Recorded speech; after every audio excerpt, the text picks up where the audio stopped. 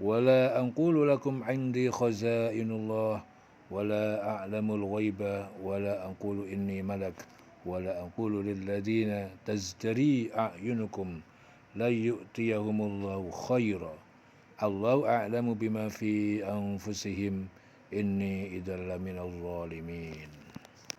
Dan aku tidak mengatakan kepada kamu bahwa aku mempunyai gudang-gudang rizki dan kekayaan dari Allah, dan aku tiada mengetahui yang gaib, dan tidak pula aku mengatakan bahwa sesungguhnya aku adalah malaikat, dan tidak juga aku mengatakan kepada orang-orang yang dipandang hina oleh penglihatanmu, sekali-kali Allah tidak akan mendatangkan kebaikan kepada mereka. Allah lebih mengetahui apa yang ada pada diri mereka. Allah lebih mengetahui apa yang ada pada diri mereka. Sesungguhnya aku, kalau begitu benar-benar termasuk orang yang zalim. Ya, surah Hud. Jadi di sini kebanyakan ulama mentafsirkan bahwa maksud ayat Allah lebih mengetahui apa yang ada pada diri mereka. Itu maksudnya adalah Allah mengetahui segala apa saja yang ada di dalam diri mereka, baik itu yang mereka rahasiakan ataupun yang tidak mereka rahasiakan. Di dalam sebuah hadis bahwa Sa'ad bin Abi Waqqas ditanya oleh anaknya, "Wahai ayah, mengapa ayah berada di sini, sedangkan orang ramai sedang sibuk berselisih mengenai kepemimpinan umat dan khilafah?" Sa'ad bin Abi Waqqas menjawab, "Aku pernah mendengar Rasulullah bersabda, sesungguhnya Allah menyukai hambanya yang bertakwa, kaya, dan sembunyi-sembunyi tentang keadaan dirinya." Demikian juga dalam hadis yang lain disebutkan, berapa banyak orang rambutnya, pakaian, dan rambutnya berdebu. Berapa banyak orang yang rambutnya, pakaian, berdebu, tertolak di depan pintu, tidak dipedulikan manusia. Tetapi jika dia bersumpah atas nama Allah, niscaya Allah akan mengabulkan dengan segera. Nah, ini hadis menyatakan bahwa keadaan seseorang manusia yang tidak dikenal, tetapi dia mempunyai hubungan rahasia dengan Tuhan, punya hubungan khusus dengan Allah, sehingga Allah akan mengabulkan permintaannya dengan segera mungkin. Ya, disinilah yang dimaksud dengan sir, rahasia. Ya. Makna sir itu apa? Rahasia, sembunyi.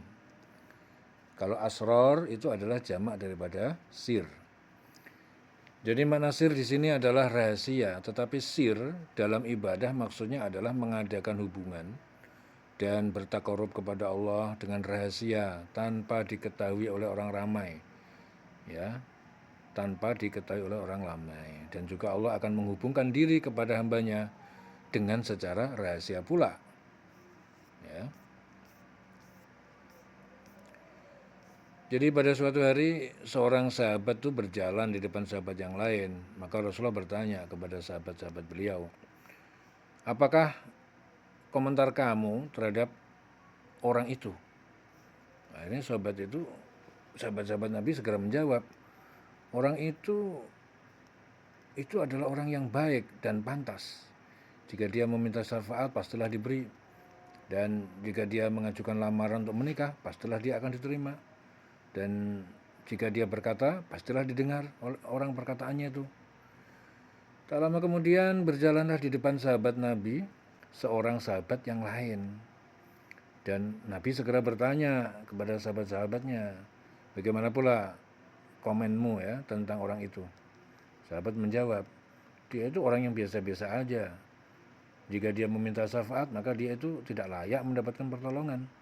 Dan jika dia mengajukan lamaran, maka dia akan ditolak. Dan jika dia berkata-kata, maka perkataannya tidak layak untuk didengar." Mendengar komen sahabat tersebut, Rasulullah bersabda, "Orang ini lebih baik daripada isi dunia semuanya." Ya, jadi mendengar komen tersebut, Rasulullah justru bersabda, "Orang ini yang barusan kamu caci tadi itu lebih baik daripada isi dunia semuanya." Jadi orang yang memiliki rahasia sihir ini terbagi dalam beberapa kelompok. Ada kelompok pertama adalah golongan orang yang mempunyai hasrat yang tinggi, tujuan yang bersih dengan perjalanan yang benar, tidak berhenti pada suatu bentuk dan tidak mengkaitkan pada suatu nama, dan mereka tidak dianggap oleh manusia. Mereka itu simpanan-simpanan Allah, jadi yang disimpan oleh Allah. Jadi kelompok pertama itu apa? Golongan orang yang mempunyai hasrat yang tinggi, tujuan yang bersih, dengan perjalanan yang benar, tidak berhenti pada suatu bentuk, tidak juga mengkaitkan kepada suatu nama, dan mereka itu dianggap oleh manusia yang tidak pas atau tidak dianggap oleh manusia. Ya, di depan manusia orang dianggap. Ya, mereka itu sebenarnya simpanan-simpanan Allah. Mereka mempunyai hasrat yang tinggi itu maksudnya apa? Maksudnya bahwa mereka itu tidak mempunyai keinginan dan hasrat kecuali hanya untuk Allah semata. Keinginan mereka itu hanyalah mencari ridho Allah. Kegembiraan mereka itu hanyalah bersama Allah. Kecintaan mereka adalah berjumpa dengan Allah. Hasrat mereka tidak boleh dikotori dengan keinginan sendiri, keinginan nafsu, keinginan materi, keinginan dunia. Sebab segala sesuatu hanyalah untuk Allah. Jadi tujuan yang bersih yang dimaksud di situ adalah amal perbuatan, ibadah mereka hanyalah Allah hanya targetnya, ya, hanya Allah tujuan utamanya. Tujuan mereka hanyalah penghambaan kepada Allah, melaksanakan perintah Allah, mencari keridhoannya. Tidak ada dalam hatinya tujuan keduniaan atau tujuan hawa nafsu. Semuanya hanya untuk pengabdian diri kepada Allah. Ya, perjalanan yang benar, ya, dalam melaksanakan perintah Allah, dalam beribadah kepada Allah, semuanya dilaksanakan dengan cara yang benar sesuai dengan yang dicontohkan oleh Rasulullah. Perjalanan itu tidak berhenti disebabkan oleh orang ramai atau oleh orang lain. Jadi perjalanan ibadah juga tidak dikaitkan dengan suatu nama, sebab ibadah dilakukan karena Allah dengan mengikuti sunnah Rasul, bukan karena nama tertentu atau kelompok tertentu atau sebab tertentu. Tidak dikenal manusia, ya, menjadi kebiasaan mereka menyembunyikan amal ibadahnya sehingga orang lain tidak mengetahui ketekunan ibadahnya. Ada lagi kelompok yang lain, yaitu kelompok orang yang sibuk beribadah kepada Allah, sibuk berbuat baik kepada orang lain, tetapi Allah menyembunyikan amal ibadahnya dan kebaikannya, sehingga tidak ada manusia yang nampak kebaikannya sedikit pun. Hanya Allah saja yang mengetahuinya. Ya, mereka ini tidak akan hina. Mereka ini tidak akan hina walaupun manusia menghinakannya. Sebab tujuan mereka adalah hanya Allah, bukan manusia. Di antara contoh manusia yang disembunyikan Allah itu seperti Uwais Al-Qarni. Pada saat Rasulullah bersabda, jadi pada suatu hari Rasulullah itu bersabda kepada Umar bin Khattab dan Ali bin Abi Thalib, "Wahai Umar, wahai Ali, suatu hari nanti apabila kamu berjumpa dengan orang yang bernama Uwais Al-Qarni, maka mintalah agar dia mendoakan kamu agar mendapatkan ampunan Allah, sebab dia adalah orang yang dimakbulkan Allah doanya. Setiap doanya dimakbulkan oleh Allah." Wahai Umar dan Ali, Uwais Al-Qarni itu mempunyai rambut yang merah, jauh jarak antara kedua bahunya, sederhana tingginya, ya, sederhana, berkulit hitam campur putih, senantiasa merapatkan dagunya dengan dadanya, itu selalu menunduk. Tangan kanannya diletakkan di atas tangan kirinya. Jadi senantiasa membaca Al-Quran. Dia mempunyai kain buruk daripada bulu. Dia tidak dikenal oleh manusia di muka bumi, tetapi terkenal di atas langit.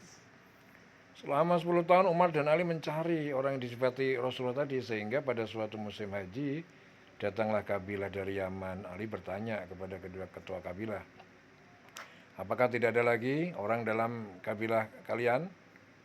Ya. Kemudian ketua kabilah berkata, "Ada seorang pemuda yang tidak dikenal, pengembala kambing, pakainya buruk.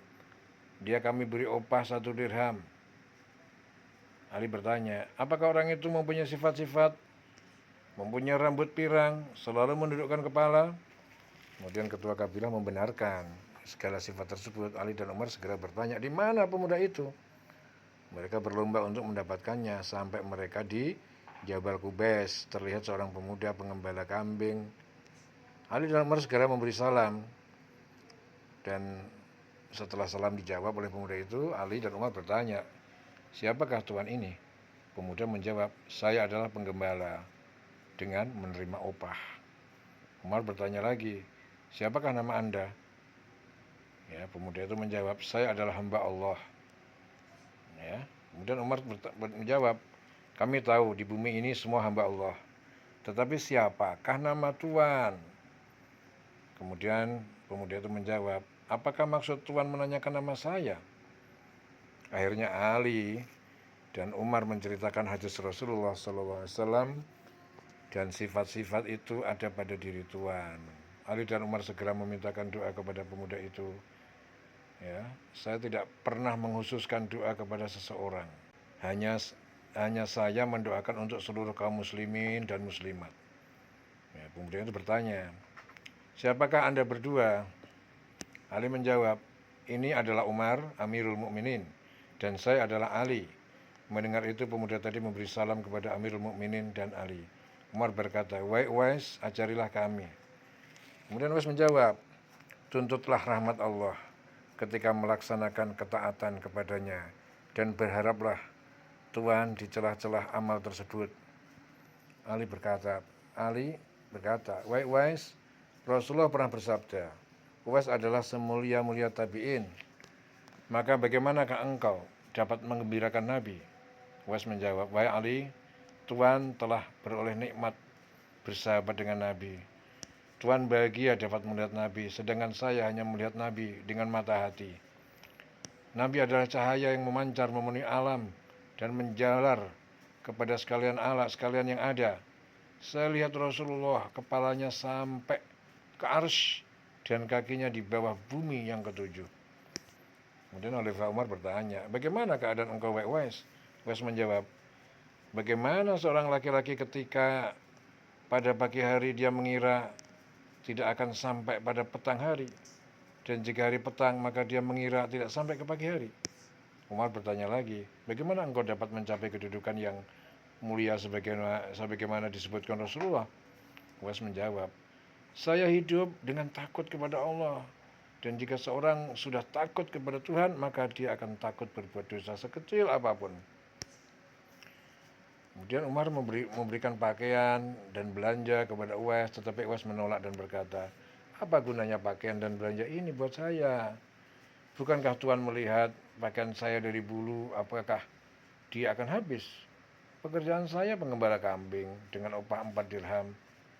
Ya, coba Tuhan kira berapa lama saya memakan uang yang 4 dirham itu, sedangkan di depan saya dan di depan Tuhan banyak rintangan yang sukar untuk dilalui. Oleh sebab itu Umar tinggalkanlah dunia ini. Takutlah akan suatu hari di mana tidak berguna harta dan anak." Uwais akan pergi, Ali memegang tangannya dan berkata, "Kami datang hendak berbicara dengan Tuhan. Mengapa Tuhan pergi?" Uwais menjawab, "Aneh sekali Tuan Ali. Saya kira tidak seorang pun yang mengenal Tuhannya akan merasa senang dan tentram dengan selain daripada Tuhannya."